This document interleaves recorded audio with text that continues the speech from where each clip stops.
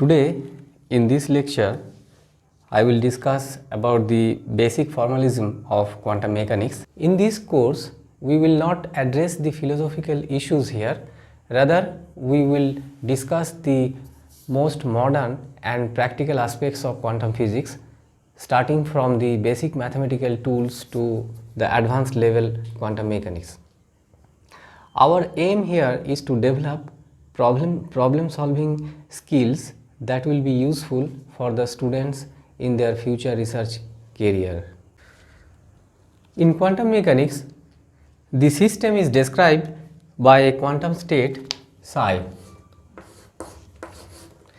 Physically, this psi describes the state of the system, and the system can be, for example, an electron, an atom or a molecule, or a more complex quantum system like an artificial atom consists of a superconducting electrical circuit or even a quantum dot, for example.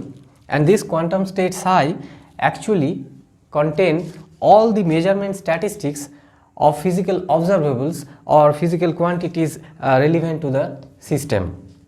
Mathematically, this quantum state psi is represented by a vector belonging to a linear vector space, and we have used here Dirac's Kate notation for the state vector psi. So this is the Dirac's Kate notation to represent a vector in quantum mechanics. Now we all know that a vector in ordinary three-dimensional Euclidean space can be written as r equal to, this is the normal three-dimensional vector we all know can be written in this way, where this x, y and z are real numbers in ordinary 3D space. When I am saying ordinary 3D space, means that is the three-dimensional Euclidean space. These are the real numbers and they are the components of the vector r along x, y, z direction, and I, j, k, I cap, j cap and k cap are the unit vectors or the basis vectors along the x, y and z direction, and we can actually draw the vector in three-dimensional space like this. So this is our x axis, y axis and z axis. These unit vectors I, j and k are along this direction. Along x axis this unit vector is I, j is the unit vector along y axis and k cap is the unit vector along the z axis. And we can also draw the vector r using this basis vector, using these basis vectors I, j, k. So this r is r. Okay. Similarly, the quantum state psi, this quantum state psi is also a vector which can be written as, actually this is also a vector. So this is something like this, c1 psi 1 cap plus c2 psi 2 cap plus cn psi n cap.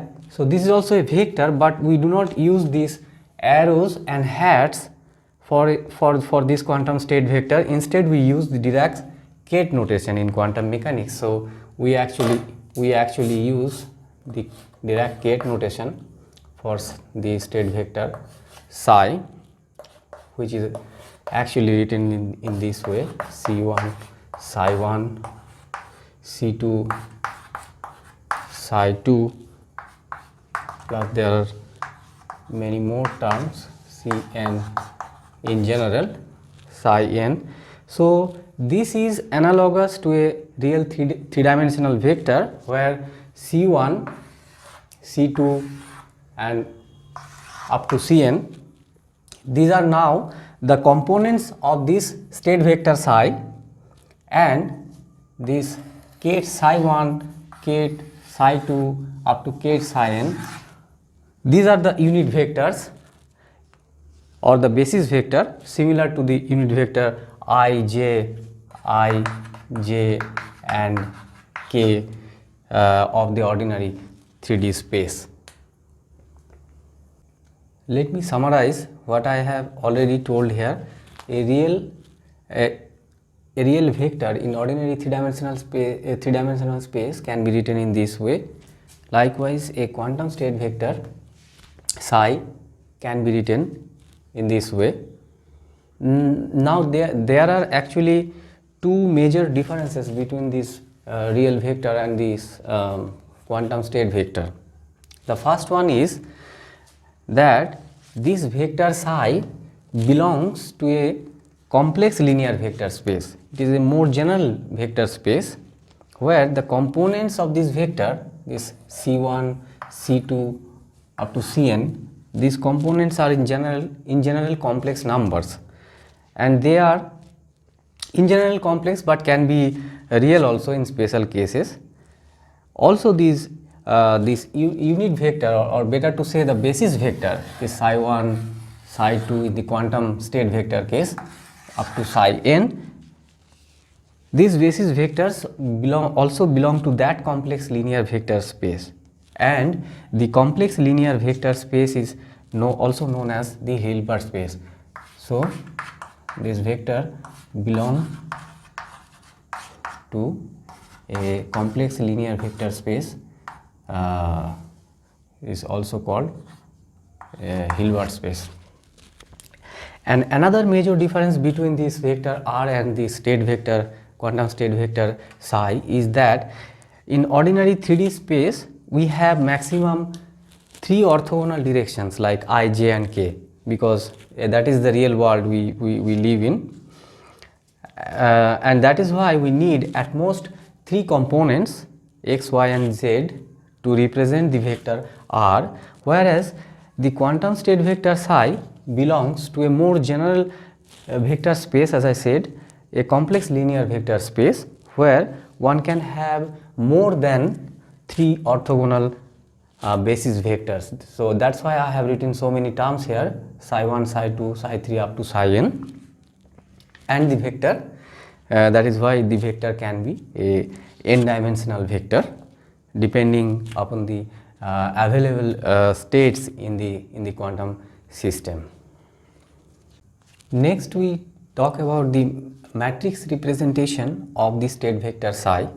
So we now talk about the matrix representation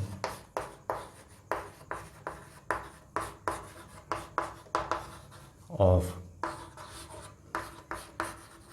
state vector psi in quantum mechanics.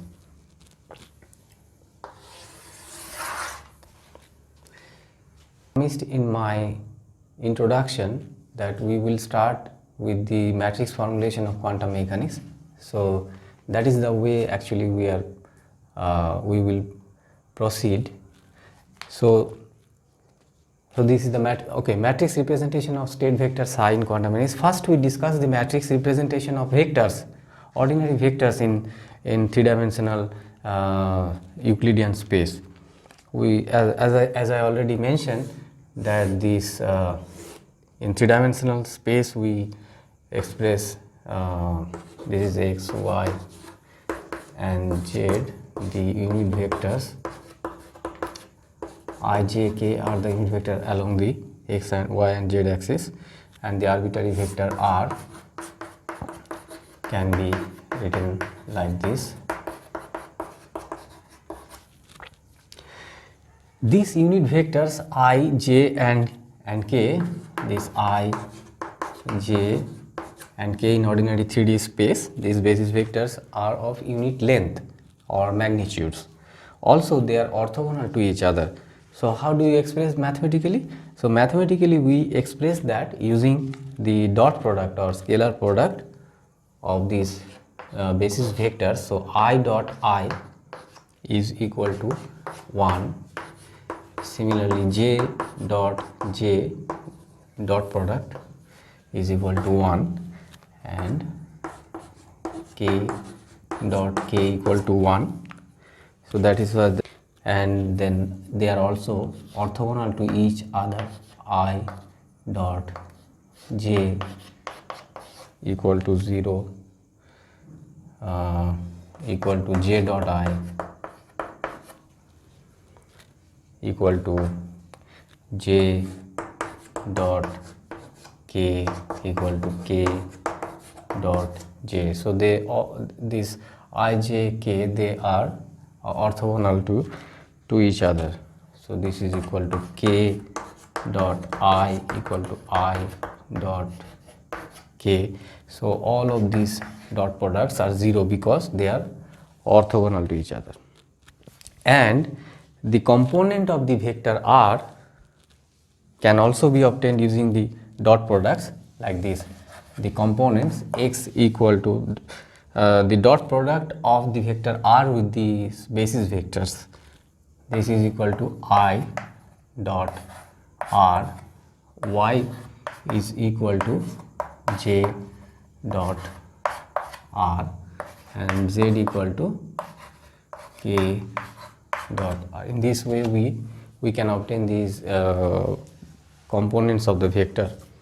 Also this r dot product. So if I take the dot product of the vector with itself, so how do you do that? So this is r is this yj plus zk r, this is r dot again r xi plus yj plus zk. So now if I use this dot product identities, that is I dot I is 1, I dot j is 0, then when we implement this dot product I dot I here, this will give me 1, and then the next term I dot j, that term will give me 0. In this way we can have this result, x square plus y square plus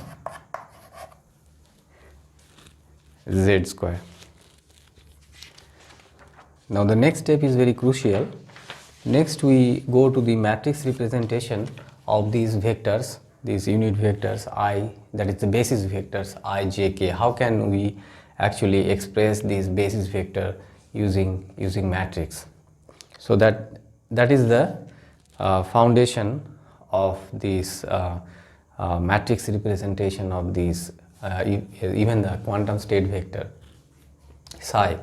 So let's go on to this, that is the matrix representation of these unit vectors in ordinary three-dimensional space. Then we will go to the quantum mechanical state vector case. How can we also represent that state vector using a column matrix? Okay, first we go to the matrix representation of the basis vectors in ordinary 3D space. So the unit vector I can be written as 1i plus 0j plus 0k. So this is simply, we have written this basis vector I, and you can see that like in a general vector I have written the unit vector I in terms of all the three basis vectors I, j, k, where the components are of the vector are this 1, 0 and 0. So using these components or equivalently we can express this vector I using these three components 1, 0 and 0. We can represent a column matrix. So in other words, we can express the vector I using a three component column matrix.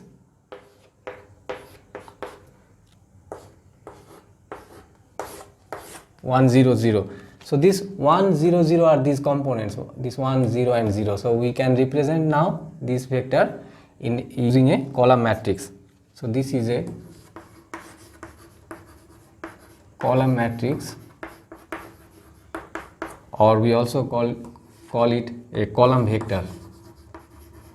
Column vector. Similarly, J can be written as this 0i plus 1j plus 0k, which can also be expressed as a 3-component matrix as follows. So these are the components 0 1 0 now. So j can be expressed using a column matrix 0 1 0.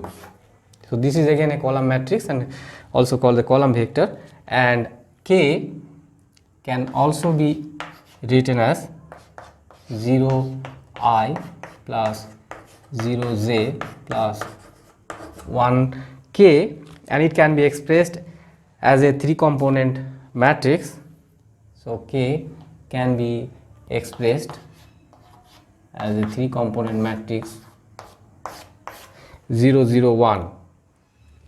So now we can see that this basis vector in ordinary 3D space can be represented, this I unit vector I can be expressed as a column matrix or a column vector 1 0 0, and j can be expressed using a column matrix 0 1 0, and k can be expressed likewise using this column matrix 0 0 1. So these are the matrix representation of these 3 basic vectors, or I'll say the basis vectors in ordinary 3-dimensional space. So now we have the matrix representation of these basis vectors in 3D space, the matrix representation of I, j, k. Now using this matrix representation, we can express a general vector R also, which can also have a matrix representation. So R, which is a general vector with the component x, y and z, yj plus zk. So if I now put the matrix representation of ijk here, so x, I is actually 1 0 0 column matrix plus y times 0 1 0 plus z times 0 0 1. So if we add these 3 matrices, then finally what we obtain, this is again a 3-component a column matrix x, y, z.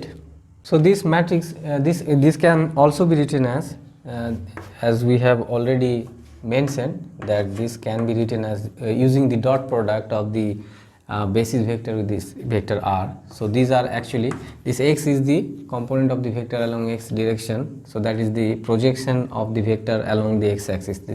So this dot product gives us the component x, and this is j dot r, and this is k dot r.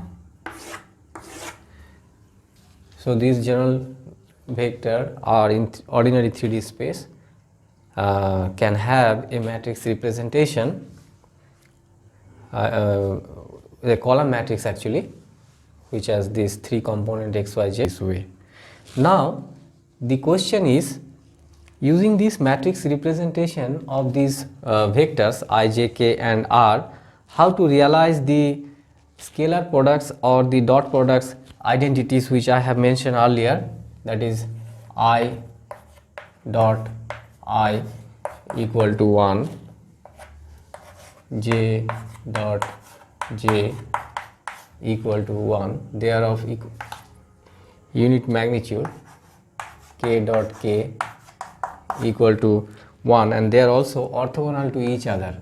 So I dot j equal to 0, better to write this way, I dot j equal to j dot I equal to j dot k equal to k dot j is equal to I dot k. These are dot products. I dot k is equal to k dot I. So all of these dot products are 0 because this I, j, k, they are orthogonal to each other. So now using this matrix representation of the vector, how to reproduce this relation. To show these identities, that is the scalar product identities or the dot product identities in the ordinary 3D space, we need another kind of vectors in the matrix representation called row vectors. This dot product I dot I equal to 1 can be realized using the matrix product. So this can be realized,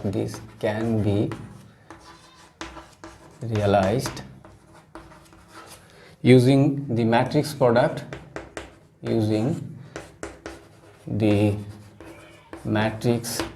product,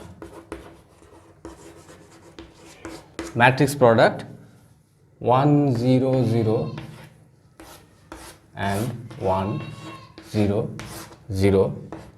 So this gives us, and j dot j equal to 1.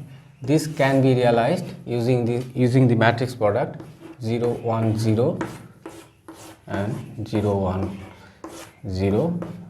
So this standard matrix multiplication, if we do, then we will get this result 1. Similarly, k dot k equal to 1 is this k dot k is 1. It can be realized using this matrix product, another matrix product. So k is 0 0 1, and so we are requiring two kind of vectors. So for each basis vectors we have a row vector and a column vector, and we do the matrix multiplication to obtain these dot products. So 0 0 1 0 0 1. So if we do this matrix product, this will also give us the result 1. Similarly, the orthogonality conditions we can obtain I dot j, for example, I dot j, this is 0, right? This dot product can be realized using the matrix product, this matrix product 1 0 0. This is for I, and for j we will use the column matrix 0 1 0, and this matrix multiplication will give us the result 0. Similarly, j dot k, the dot product equal to 0, this can be realized using a matrix product. So j we will use the row vector 0 1 0, and for k the column vector 0 0 1. So this matrix product will give us the result 0, and k dot j equal to 0, that can be realized using this matrix product 0 k. For k we will use this row vector, and for j we have this column vector 0 1 0. This will be equal to 0, and so on. And also this dot product r dot r, we know that this is equal to x square plus y square plus z square. This can also be realized using a matrix product, this for this r, row vector x y z, and for this second vector r we use the column x y and z, and if we do this matrix multiplication, this will also give us x square plus y square plus z square. So this in ordinary 3D space we can reproduce all the orthogonality conditions or orthonormality conditions between the basis vectors I, j and k using this matrix representation of these basis vectors in this way. So we need this row vector, also this column vector, to express those dot products. Hence each basis vectors I, j, k have two kind of matrix representation we saw. So this I have this matrix representation 1 0 0. This is the column vector, and we saw that we have also corresponding to this column vector there is a row vector. This is called row vector. So J similarly have this matrix representation 0 1 0 column vector and 0 1 0 row vector. K similarly have this matrix representation 0 0 1 and this is the column representation, and then this is the row vector representation of K. Similarly, this vector R, this general vector in 3D space, these have this column vector representation x, y, z, and also a row vector representation x, y, z. Thanks for watching this video. If this is the first time you are visiting my channel, please don't forget to subscribe it and tap the bell icon to get notified for my new videos. Please comment below. Your thoughts and suggestions should be greatly appreciated.